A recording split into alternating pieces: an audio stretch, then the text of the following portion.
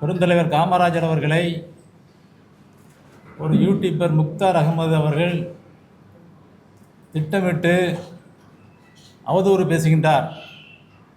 பெருந்தலைவர் காமராஜர் கட்டிய அணைக்கட்டுகள் எல்லாம் ஓட்டையாகிவிட்டது, அவருடைய திட்டங்கள் அனைத்தும் பொய்த்துவிட்டது, அவருடைய திட்டத்தில் நாடார் சமுதாயத்தவர்கள் வளர்ந்து விட்டார்கள், அவர்கள் கலப்பட தொழில் பண்ணினார்கள், கள்ள மார்க்கெட் வியாபாரம் பண்ணினார்கள் என்று அப்பட்டமாக ஒரு பொய் கூறி காமராஜரின் பொற்கால ஆட்சியை எந்த அளவுக்கு சிதைக்க வேண்டுமோ அந்த அளவிற்கு சிதைத்தார்.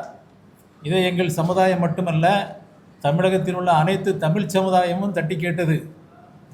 ஆனால் ஆட்சியில் இருக்கக்கூடிய அந்த அரசு நிர்வாகம் அந்த முக்தாரை கைது செய்ய சொல்லியிருந்தோம். கைது செய்யவில்லை, மாறாக முக்தார் வீட்டுக்கு பாதுகாப்பு, முக்தாருக்கு போலீஸ் பாதுகாப்பு என்ற நிலை ஏற்படும் பொழுது அப்பொழுதுதான் எங்களுக்கு இந்த முக்தாரின் பேச்சுக்கு பின்னால் அரசே இருக்கின்றது, அரசே தூண்டுகின்றது, அரசே தமிழர்கள் மீது தமிழ் தலைவர்கள் மீது பழி கூற துணை நிற்கின்றது என்பதை புரிந்து கொண்டோம். அவர் மீது நடவடிக்கை எடுக்கவில்லை என்ற காரணத்தால் உச்சகட்ட போராட்டமாக காவல் தலைமை இயக்குனர் அலுவலகை முற்றுகை போராட்டம் நடத்தினோம். கிட்டத்தட்ட 500-600 பேர் கைதானோம். அதற்கு பிறகும் அவர்கள் எந்த முடிவு எடுக்கவில்லை. அன்று எங்கள் சமுதாயம் முடிவெடுத்தது, இந்த தேர்தலில் திராவிட முன்னேற்ற கழகத்திற்கு நாடார்கள் வாக்கு கிடையாது என்று அன்றே முடிவெடுத்தோம். அதை இங்கு பேசுவதற்கு தான் இந்த கூட்டம். அதுபோல தென் மாவட்டத்தில் காங்கிரஸின் திருநெல்வேலி கிழக்கு மாவட்ட தலைவர் படுகொலை செய்யப்பட்டு கிட்டத்தட்ட 2 வருடங்களுக்கு மேலே ஆகிப்போச்சு. அந்த நெருக்கத்திலேயே முதல்வர் செல்லுக்கும் தலைமை காவல் இயக்குனர் அலுவலகத்துக்கும் நேரில் சென்று மனு கொடுத்தோம். இதுவரை கொலையாளிகளை கண்டுபிடிக்கப்படவில்லை. அவர் ஒரு கிறிஸ்தவ நாடார். திமுக நாங்கள் கிறிஸ்தவ சிறுபான்மை இனத்திற்கு நாங்கள் தான் பாதுகாப்புன்னு சொல்கிறாங்க. அப்பட்டமான பொய். இறந்தவர் கிறிஸ்தவர், அவருக்கு எந்த விதமான அந்த குற்றவாளிகளை கண்டுபிடிக்கிற செயலில் ஈடுபடவே இல்லை. நான் இன்று சொல்கிறேன், இந்த ப்ரெஸ் மீட்டில் இறந்தவர் காங்கிரஸ்காரர், காங்கிரஸ் மாவட்ட தலைவர். இப்போ காங்கிரஸ் தலைவர் ராகுல் காந்தி அவர்கள் தமிழகத்துக்கு வரமாட்டேங்கிறாங்க. ஏன்? தனது மாவட்ட தலைவரே கொண்டுட்டாங்க, அப்படிங்கிறதுல தான் காங்கிரஸ் இந்திய தலைவர் தமிழ்நாட்டிற்கு வரவில்லை. அப்போ என்ன நினைக்கிறோம்? இப்போ நான் சிபிசிஐடி விசாரணை கேட்டேன், அது கொடுத்தாங்க, என்னை என்கொயரி பண்ணாங்க. அப்போ சிபிசிஐடி என்ன சொல்கிறாங்க? யாருமே வாயை திறந்து பேச மாட்டேங்கிறாங்க அப்படின்னு சொன்னாங்க. அப்போ நான் சொன்னேன், கிராம மக்கள் என்னிடம் பேசினார்கள், இதுக்கு பின்னால் ஆளும் அரசு இருக்கின்றது, அரசியல்வாதிகள் இருக்கின்றார்கள் என்று சொன்னேன். அதற்கு பிறகு எந்த நடவடிக்கையும் எடுக்கப்படவில்லை. இதனால் அந்த கொலைக்கும் இந்த அரசுக்கும் நெருங்கிய தொடர்பு இருக்கின்றது. அதனால் தான் ராகுல் காந்தி தமிழகத்துக்கு வரவில்லை. சிறுபான்மை வாக்கும் இந்த படுகொலையினால் திமுகவுக்கு கிடையாது என்று சிறுபான்மை மக்கள் முடிவெடுத்து விட்டார்கள். அதுக்கப்புறம் அதாவது இதெல்லாம் பார்த்தீங்கன்னா, இந்த முக்தார் விஷயத்துலேயும், முக்தார் ஒரு இஸ்லாமியர், நாங்கள் அவர் வீட்டை போய் அடித்தா என்ன ஆகும்? எங்கிட்ட ஆள் இல்லையா, படை இல்லையா, பலம் இல்லையா? எங்களால் முடியும். உடனே இஸ்லாமியருக்கும் நாடார்களுக்கும் மோதல் என்று கூறுவதற்கு இந்த அரசு தயாராக இருக்கின்றது. இப்போ பார்த்தீங்கன்னா, நாங்குநேரி 2 பேர் கொலை, ஒரு 7-8 பேர் அருவா வெட்டு. என்ன மோட்டிவ், என்ன காரணம் யாருக்கும் தெரியாது. இது இந்த அரசால் திட்டமிட்டு தேர்தல் வாக்கை பெறுவதற்காக தூண்டப்பட்ட கொலை, இரட்டை கொலை. அந்த 2 கொலை பண்ணவங்க என்ன சொல்லிட்டு போகிறாங்க? எங்கள் தமிழ் சமுதாயத்தின் பெயரை சொல்லிட்டு போகிறாங்க. அந்த தேவரை நீ பகிப்பியா? தேவர் யாரு? தமிழ் சமுதாயம். வெட்டுப்பட்டவங்க யாரு? தமிழர்கள். ஆக தமிழ் சமுதாயத்திற்குள்ள பிளவை ஏற்படுத்தும் வேலையை திராவிட முன்னேற்ற கழக அரசே செய்கின்றது. அப்பட்டமான உண்மை. நான் யார் மேலும் தேவர் மேலேயோ எங்கள் சமுதாய தமிழ் சமுதாய பறையர் இனம் மேலேயோ நாடார் இனம் மேலேயோ குறை சொல்லலை. இது இந்த திராவிட முன்னேற்ற கழகத்தின் திட்டமிட்ட ஜாதி மோதலை தூண்டும் செயல். அதுபோல் இந்த ஆலங்குளத்தில் நடந்துச்சு. ஒரு பனை தொழிலாளி, அந்த பனை தொழிலாளி பதநீர் இறக்குறானோ கல் இறக்குறானோ நமக்கு வேண்டாம். நீ பதநீர் இறக்குனா அனுமதிச்சுக்க, கல் இறக்குனா அதுக்கு உண்டான என்ன தண்டனை வேணுமோ கொடு. அவனை கூட்டிகிட்டு வந்து நீ பனையில் ஏறு. ஏன் உனக்கு சந்தேகமாக இருந்தால் நீ ஆள் வச்சு ஏற வேண்டியதானே? அந்த இன்ஸ்பெக்டர் யார்? துணை ஆய்வாளர். அவர் ஒரு மறவர் இனத்தை சேர்ந்தவர், தமிழ் சமுதாயம். விவசாயி யார்? பனை தொழிலாளர் யார்? நாடார் இனத்தை சேர்ந்தவர், தமிழ் சமுதாயம். அப்போ திட்டமிட்டு தேர்தலுக்கு முன்னாடி இந்த தமிழ் சமுதாயத்தை மோதவிட வேண்டும் என்பதுதான் இந்த அரசு திட்டம். அரசே திட்டம் போட்டு அரசு இயக்கின்ற திருவாளர் ஸ்டாலின் அவர்கள் திட்டம் போட்டு இந்த சாதி மோதலை உருவாக்குவது தான் ஆலங்குளம் துப்பாக்கி சூடு. அதான் நான் கேட்குறேன், நம்ம முதல்வர் அவர்கள் ஸ்டாலின் அவர்கள் கடந்த காலத்தில் பார்த்தீங்கன்னா போதையின் பாதையில் சென்று விடாதீர்கள் அப்படின்னு மனமுருக கேட்பார். மக்கள் எல்லாம் என்ன நினைச்சாங்கன்னா டாஸ்மாக்கு போகாதீங்கன்னு சொல்கிறாங்களோ அப்படின்ட்டு பார்த்தா இவர் கஞ்சா அபின்னு வைக்கிறதுக்கு சொல்கிறாரு. விளம்பரங்க, தமிழ்நாட்டில் கஞ்சா அபின்னு விற்பனைக்கு திறந்து விட்டோம், நீங்களாம் வாங்கிடுங்க விளம்பரம். ஆக ஒரு முதல்வர் கஞ்சாவுக்கு விளம்பரம் செய்கின்ற அவல நிலை. இன்னைக்கு 2 வயசு பிள்ளை பெண் பிள்ளை கற்பழிக்கப்படுகின்றாள், 70 வயசு பாட்டி கற்பழிக்கப்படுகின்றாள். கல்லூரி மாணவிகள், வேலைக்கு செல்லும் பெண்கள் வீடு திரும்புவார்களா இல்லையா என்றே தெரியவில்லை. காரணம் நம்ம முதல்வர்களின் விளம்பரம். போதையின் பாதையில் செல்லாதீர்கள் காட்டுறாரு. எல்லாத்துக்கும் கஞ்சாபின்லாம் வந்துருச்சு, வாங்கி சாப்பிடுங்க. இந்த வியாபாரத்தை பண்ணுறது யாருங்க? பக்கா திராவிட முன்னேற்ற கழக நிர்வாகிகள். இதை தடுக்கவே மாட்டாங்க. அவங்க காலில் துப்பாக்கி சுட மாட்டாங்க காவல்துறை அதிகாரிகள். அந்த அப்பாவி அடுத்த வேளை சோத்துக்க பணம் ஏறினா தான் உண்டு, அவங்க காலில் போய் சுட்டுருக்குறாங்க. இதில் தான் அநீதி. இந்த அநீதி தடுக்கப்பட வேண்டும். அதாவது நாடார் சமுதாயத்திற்கு மட்டும் நடந்த அநீதி இல்லை, தமிழ் சமுதாயத்திற்கு மிகப்பெரிய அநீதி நடக்குது. தமிழர்களுக்கு இடஒதுக்கீட்டில் இடம் இல்லை. எங்கள் தமிழ்நாடு முழுக்க இருக்க பள்ளர் பறையர் இவங்கெல்லாம் யாரும் அரசு உத்தியோகத்தில் இல்லைங்க. அப்போ 19% இடஒதுக்கீடுல யார் இருக்கா? ஸ்டாலின் திமுகவால் உருவாக்கப்பட்ட ஜாதிகள். தமிழ் ஜாதியை ரோடு பள்ளி பொது இடங்கள்லாம் அழிச்சாங்க. அது ஜாதி அழிக்கலைங்க, தமிழை அழிக்கிற வேலை. தமிழ் ஜாதி, அதான் இந்தி அழிச்சா எதை அழிக்கிறாங்க? இந்தி எழுத்தை தான் அழிக்கிறாங்க. ஜாதி அழிக்கணும் எதை அழிக்கிறாங்க? ஜாதி எழுத்தை தான் அழிக்கிறார், தமிழை தானே அழிக்கிறார். இந்தியா அழிக்கிறாரு நாங்கள் ஒத்துக்கிட்டோம்ல. இப்போ ஜாதி அழிக்கும் போது தமிழை தானே அழிச்ச. நிச்சயமாக தமிழை அழித்தார்கள் இந்த திராவிட முன்னேற்ற கழக அரசு. அதற்கு பின்னாடி தமிழ் ஜாதியெல்லாம் அழிச்சிட்டாங்க.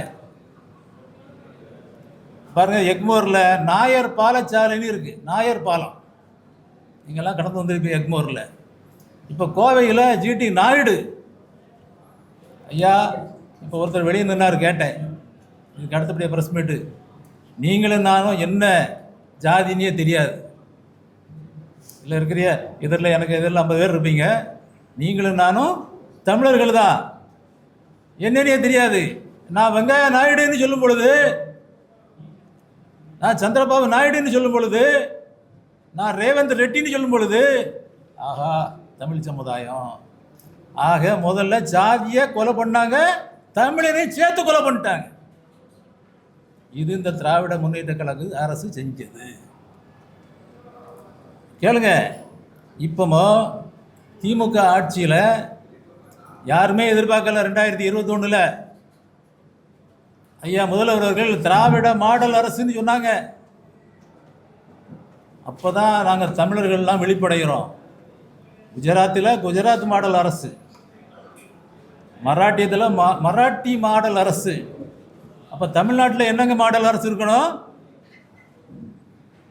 தமிழ் மாடல் அரசு இருக்கணும், இல்லைன்னா தமிழ்நாடு மாடல் அரசாக இருக்கலாம். ஆக இவர்கள் திட்டமிட்டு தமிழர்களை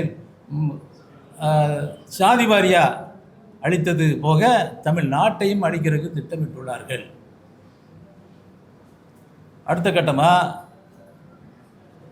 அதாவது பெரியார்னா நமக்கு மேலே உள்ள பெரியவர், அண்ணாதுரை அவர்கள் பெரியவர்கள், நம்மெல்லாம் அவங்கள மதிக்கிறோம். அவர் எங்கே பிறந்தார் எங்கே வளர்ந்தார்னு கேட்கல. நம்ம தமிழ்நாட்டு மண்ணை பெரியார் மண்ணுன்னு சொல்லும் பொழுது தான் நம்மெல்லாம் விதிக்கிறோம். திராவிட மண்ணுன்னு சொல்லும் பொழுது தான் நம்மளாம் விதிக்கிறோம். ஆக தமிழ்நாட்டு மண்ணு தமிழ்நாட்டு மண்ணு தான். தமிழ்நாடு நாளைக்கு திராவிட நாடுன்னு ஆக போகின்றது. யாரும் கேட்க மாட்டோம். திராவிட மாடலுக்கு யாராவது கேட்டிங்களா? கேட்க மாட்டோம். ஏன்னா நம்மெல்லாம் கூட்டு போய் நம்ம வீட்டில் கஞ்சா எடுத்து நம்மளெல்லாம் ஒரு 2 பேரை ஓர கட்டும்போது எல்லாரும் ஆட்டோமேட்டிக்காக போயிடுவோம். பொய் கேஸு போட்டு நம்மளாம் உள்ளே தெளிவாங்க. ஆக அவங்ககிட்ட அதிகாரம் இருக்குது. ஒரு அந்த கவிவேந்தர் ஒருத்தர் சொல்லுவார், அரசு கோழி முட்டை அம்மிக்கல்ல உடைக்கும் பாரு. கோழி முட்டை என்னைக்கு அம்மிக்கல்ல உடைக்குமா? அந்த கோழி முட்டைக்கு அரசு பதவி, அரசு நிர்வாகம் வரும்பொழுது அம்மிக்கல்லான நம்ம தமிழ் சமுதாயத்தை உடைச்சு போச்சு. ஆக நிர்வாகம் தமிழர்கள்ட்ட இருக்க வேண்டும். தமிழர்கள் தமிழ்நாட்டில் இடஒதுக்கீடு அனுபவிக்க வேண்டும். தமிழ் பெண்கள் பாதுகாப்பாக இருக்க வேண்டும். அதுக்காக வேற மற்ற ஸ்டேட் மக்கள்லாம் நம்மகிட்ட இருக்கிறாங்க, எல்லோரும் நட்பர்களாக இருக்காங்க. வந்தாரை வாழ வைக்கும் தான் தமிழ்நாடு தான். நம்ம நிர்வாகத்திலே வச்சு பார்த்தோம். ஆக உண்ட வீட்டிலே கிண்டி தூக்கிட்டாங்க. தமிழ்நாட்டை திராவிட நாடு ஆக்க போகிறாங்க. இதை முறியடிக்க வேண்டும். தமிழ் சமுதாயத்துக்கு மட்டுமில்லை, நாடா சமுதாயத்துக்கு மட்டுமில்லை, எல்லா இனத்திற்கும் இவர்களால் மிக மிக பெரிய அளவில் இடைஞ்சல் கொடுத்து வருகின்றார்கள். இந்த நாள், இந்த முறை நாங்கள் புரட்சி தமிழர், புரட்சி தமிழர்னா அவர் ஒரு கவுண்டர், எங்கள் தமிழ் இனம். அது மாதிரி சீமான் அவர் ஒரு நாடார், விஜய் அவர் ஒரு பிள்ளை. இந்த மாதிரி தமிழ் சமுதாயம் நிர்வாகத்துக்கு வர வேண்டும். அதுலேயும் குறிப்பாக அனுபவம் இருக்குது. அதாவது நிறையா வேலைகள்லாம் இருக்குங்க, அதெல்லாம் செய்யணும். எடப்பாடியார் மட்டும் வந்தால் தான் இந்த விஷயத்தை செய்ய முடியும். அதாவது பிஜேபி எல்லாரும் கரிச்சு கொட்டுறாங்க, ஏன்னு தெரில. பிஜேபி நுழைந்து விடும் என்கிறார்கள். எனக்கு என்ன பொறுத்தவரையில், எங்களோட சகாக்கள் பொறுத்தவரையில், உலகத்திலேயே முதல் மொழி தமிழ் மொழி அப்படின்னு எங்கள் முன்னோர்கள் யாருமே சொல்லி தந்தார்கள். அந்த மோடி அவர்கள் சென்ற இடமெல்லாம் தமிழை பாராட்டினார்கள். அவரு பெருசா, சென்ற இடமெல்லாம் தமிழை அழிக்கும் திராவிடம் பெருசா? இன்னொன்று கேளுங்க, அந்த கீழடியில் ஆராய்ச்சி பண்ணாங்க. கீழடியில் ஆராய்ச்சி பண்ணாங்க. அது யாருடைய நாகரிகம்? தமிழர் நாகரிகம். ஆனால் இவர்கள் திராவிட நாகரிகம் என்று எழுதினார்கள். யாராவது கேட்டோமா? மோடிக்கு உனக்கு எங்கேயா இருக்கு? உலகத்திலே முதல் மொழி தமிழ் மொழின்னு சொன்னார். அந்த தமிழ் மொழியை இங்கே அழிக்கிறதுக்கு திமுக வேலை செய்யுது. ஆக திமுகவை தமிழர்கள் இனி நம்ப மாட்டோம். தமிழர்களை அழிக்கும் வேலை செய்கின்றார்கள். சாதியை அழிக்கின்றார்கள், மதத்தை அழிக்கின்றார்கள். அதாவது கிறிஸ்தவனும் இஸ்லாமியரும் எங்கள் தமிழினம்தான். நாங்கள் இந்துக்களாக இருந்தாலும் எங்கள் பின்னாடியும் கிறிஸ்தவர்கள் இருக்கின்றார்கள். முஸ்லீம்கள் எங்களிருந்து பிரிந்து சென்றவர்கள் தான். நாங்கள்லாம் சகோதரர்கள், தமிழ் இனம். அதை பிரித்து வேட்டையாடிட்டாங்க. இப்போ எங்கள் வீட்டு பக்கத்து வீடு ஒரு முஸ்லீம் வீடு தான். அவர் வீட்டில் என்ன செஞ்சாலும் எங்கிட்ட கொண்டு கொடுத்தா நாங்கள் கொடுப்போம். அவ்வளோ இணக்கமாக இருக்கும். ஆனால் பிரித்தாளும் சூழ்ச்சியை இந்த திமுக செய்கின்றது. ஏன் இப்படி செய்கிறோன்னு பார்த்தா, அவர்களுக்கும் தமிழர்களுக்கும் சம்மந்தம் இல்லை என்பதை இப்போது தெரிய வருகின்றது. அவர்கள் தெலுங்கு தேசத்திலிருந்து ஆந்திராவிலிருந்து வந்தவர்கள். நம்மெல்லாம் எல்லாத்தையும் அரவணைச்சு தான் போகிறோம். ஆனால் எங்களை சீண்டும் வரைதான், தமிழர்களை சீண்டும் வரைதான் தமிழர்கள் அமைதியாக இருப்பார்கள். பெருந்தலைவர் காமராஜரே சீண்டி பார்த்துட்டீங்க, முத்துராமலிங்க தேவரே சீண்டி பார்த்துட்டீங்க, ரெட்டமலை சீனிவாசனே தீண்டி பார்த்தாச்சு. நாங்கள் விட மாட்டோம். தமிழினம் அடுத்த தமிழர் ஆட்சி தான். புரட்சி தமிழருக்கு இரட்டை இலை சின்னத்தில் வாக்களிக்க எங்கள் சமுதாயம் தீர்மானித்து விட்டது என்பதுக்கு தான் இந்த ப்ரெஸ் மீட்டு. ஆமாம், அடுத்த கட்டமாக இந்த கல்லை மத்திய அரசு உணவுப் பொருளாக அறிவிச்சிருக்கு. அதனால் அடுத்து வருகின்ற புரட்சி தலைவர் ஆட்சி, புரட்சி தமிழர் ஆட்சி, தமிழகத்தில் பனை தொழிலாளர்கள் நிறைய பேர் இருக்கிறாங்க. இப்போ படித்து வேலை இல்லாதவங்க இளைஞர்கள் எல்லாம் நாடார்களுக்கு கவர்மெண்ட் வேலையே கிடையாது. அதாவது 75% மேலே வாங்குறவங்க தான் வெளிநாட்டுக்கு போகிறாங்க. மற்றவங்க எல்லாம் பனை மரத்தில் தான் ஏறுறாங்க. ஆக பனை தொழிலை அரசு தொழிலாக அறிவிக்க வேண்டும். பனை பொருட்களை அரசு உற்பத்தி பொருளாக அறிவிக்க வேண்டும். கள் இறக்குவதற்கு அடுத்து வரும் எடப்பாடியார் ஆட்சியில் அனுமதி தர வேண்டும். எங்களுக்கு 2021 இருந்த மின் கட்டணம் அப்படியே இருக்கணும். அந்த உயர்வெல்லாம் ரத்து பண்ண வேண்டும். சொத்து வரி, பத்திரப்பதிவு வரி அனைத்தையும் ரத்து செய்ய வேண்டும். இதுதான் தமிழர்கள் தமிழர் வாழணுங்க. அதுக்கு தாங்க இந்த கூட்டம். தமிழர்களாகிய நாம் தமிழ் இனத்தை தமிழகத்தில் முதல்வராக்குவோம். அது நான் சொன்ன 3 பேரில் யாராக இருந்தாலும் பரவாயில்ல. இருந்தாலும் இரட்டை இலைக்கு வாக்களித்த எடப்பாடியார் அவர்களுக்கு முன்னுரிமை கொடுக்க வேண்டும். பிஜேபி உலக அளவில் இந்தியாவை முன்னிறுத்தி உள்ளது. இது மறைக்கப்படுகின்றது. ஐயா ஸ்டாலின் அவர்கள் கொடுத்துருக்க சொத்து மதிப்பு கோடி கூட வரலன்னு நினைக்கிறேன்.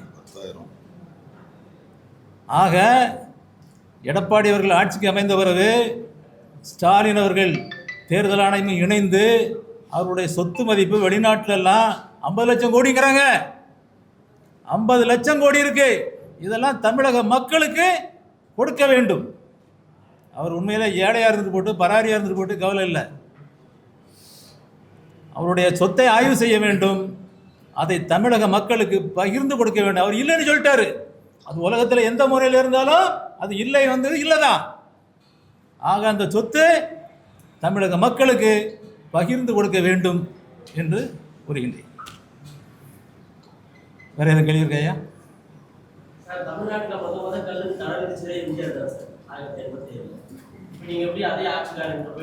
தமிழ்நாட்டில்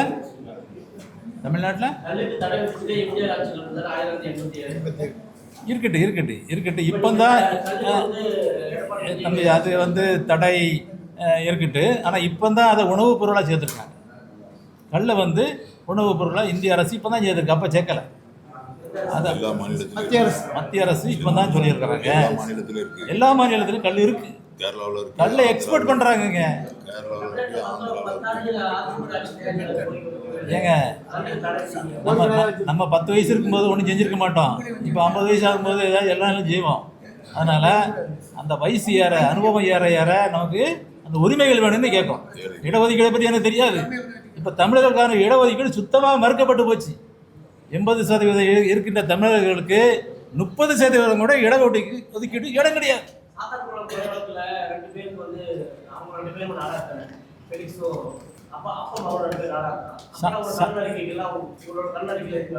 ஏங்க நாங்கள் தானங்க ஸ்பாட்ல போய் நின்னோம்.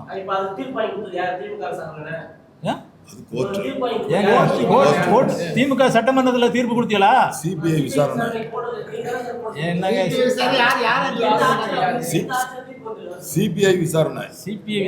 அது அதாங்க. அதாவது திமுக ஆட்சி திருப்பரங்குன்றத்தில் நீதிமன்ற தீர்ப்பையே மதிக்கலை. அப்போ இப்போ நீதிமன்ற தீர்ப்பை எதுக்கு மதிக்கணும்? அப்போ நீதிமன்றம்னா மதிக்கணும்லாங்க. நாங்கள்லாம் மதிக்கிறோம். திருப்பரங்குன்றத்தில் ஒரு ஆளுகின்ற அரசே நீதிமன்ற தீர்ப்பை மதிக்கலை. இது எந்த நாட்டில் நடக்குது? ஆனால் அதே கலைஞர் அவர்களுக்கு தீர்ப்பு நீதிமன்றம் தான் கொடுக்குது. தலையில் வச்சு கொண்டாடினாங்க. அப்போ அந்த நீதிபதி வேற, இந்த நீதிபதி வேறையா? நீதி எல்லாம் ஒன்று தானங்க. ஆக நீதியே கேவலப்படுத்தினது திராவிட முன்னேற்ற கழக அரசு. எங்களுடைய எண்ணம் தம்பி. நீங்கள் எடப்பாடி வந்து சொன்னாரு காமராஜருக்கு இடம் கொடுக்கல அப்படின்னு சொல்லி. ஆனா ஸ்டாலின் சொன்னாரு காமராஜரோட பிள்ளையா இருந்து கலைஞர் வந்து எல்லாத்தையுமே எல்லா வேலையும் செஞ்சாரு அப்படின்னு. அதாவது பெருந்தலைவர் காமராஜரை முன்பெல்லாம் எருமாட்டு தோலை தான் அனுப்புவாங்க வெளிநாட்டுக்கு. முதல் முறையாக எரும மாட்டையே அனுப்புகிறாங்கன்னு யாரை சொன்னார்? வெளிநாட்டுக்கு, ரஷ்யாவுக்கு சொன்னவர் கருணாநிதி அவர்கள். அவருடைய முரசொலியில் காமராஜர் அவர்களை சித்தரித்து போட்ட இதெல்லாம், அதாவது அரசியலுக்காக, ஓட்டுக்காக எது வேணாலும் பேசலாம். அவர் சிஎம் நிலையில் இருக்கும் பொழுது அவர் எங்கே போய் நின்னாலும் அது வந்து நிற்கும். அதனால் அதுக்கு திருச்சி சொல்லிக்கலாம். ஆனால் இயல்பான நிலை என்ன? இயல்பான மனசு. அவர் காமராஜரை ஒரு நாளும் ஏற்றுக்கொள்ளவில்லை. ஸ்டாலின் அவர்களும் ஏற்றுக்கொள்ளலை. கல்யாணத்துக்கு வந்தார் போனார் அப்படின்னு சொன்னால் இந்த முக்தாரை ஒரு காரணம், முக்தாரை உன்னால் இது பண்ண தெரியல, ஒரு கண்டிப்பு அறிக்கை கொடுத்துக்கலாம்ல, வருந்துகின்றேன். அதெல்லாம் நடிப்புங்க. தமிழகத்தில் மக்களை ஏமாத்துறது சினிமா நடிப்பு மட்டும் இல்லை, அந்த அரசியல் நடிப்பு இருக்குது, மிகப்பெரிய நடிப்பு.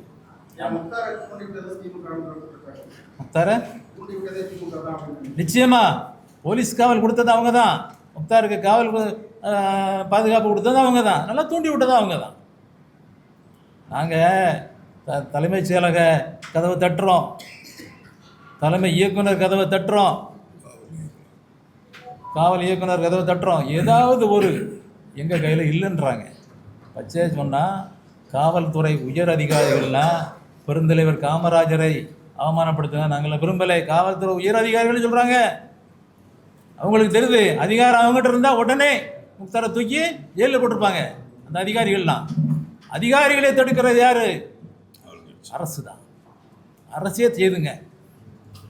அந்த நம்ம கரைச்சித்துப்புதூரில் அந்த காங்கிரஸ் மாவட்ட தலைவர், அந்த அம்மாவை பார்க்க போனேன். நான் 2 முறை அந்த வீட்டுக்கு போனேன். அந்த அம்மா பேசுவதற்கே பயப்படுறாங்க, அவ்வளோ மிரட்டல். அதை என்ன சொன்னாங்க தெரியுமா? அவரே தற்கொலை பண்ணிக்கிட்டாரு. யார்கிட்ட சொன்னது யார்? அன்றைய டிஜிபி அவர்கள். அவரே தன்னைத்தானே தற்கொலை பண்ணிக்கிட்டாருன்னு சொன்னாங்க. ஐயா அது எப்படியா? ஒரு பெரிய பாறாங்கல்ல கட்டி வச்சுருக்கிறாங்க, இரும்பு கயிறை கட்டி வச்சுருக்காங்க, பெட்ரோல் ஊற்றுறாங்க, இதெல்லாம் எவிடன்ஸ் இருக்குது. ஆக அதில் அந்த திசை திருப்பதற்கு அரசே முயற்சி பண்ண, அந்த கொலையை அரசு கூட்டணி ஆட்கள் தான் செய்தார்கள். ஆமாம், அது நிச்சயமாக பழி தீர்க்கப்படும், பழி வாங்கப்படும்.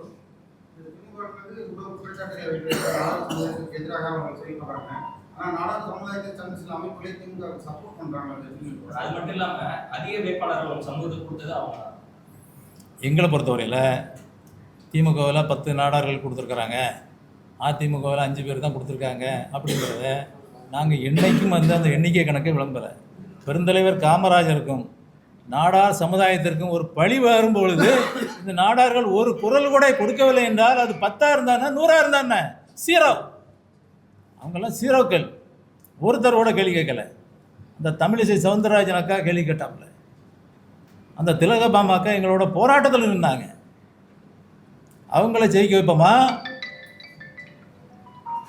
சமுதாயத்திற்கே குரல் கொடுக்காதவர்கள் ஒரு சமுதாயத்தை ஆளுன்னு சொல்ல முடியுமா? கிடையாது. அவங்களாம் கட்சிக்காரங்க, சமுதாயத்தவர்கள் கிடையாது.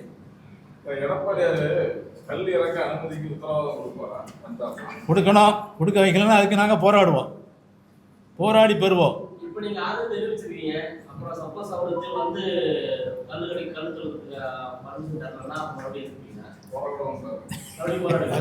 ஜனநாயக நாடு, போராட மட்டும்தான் முடியும்.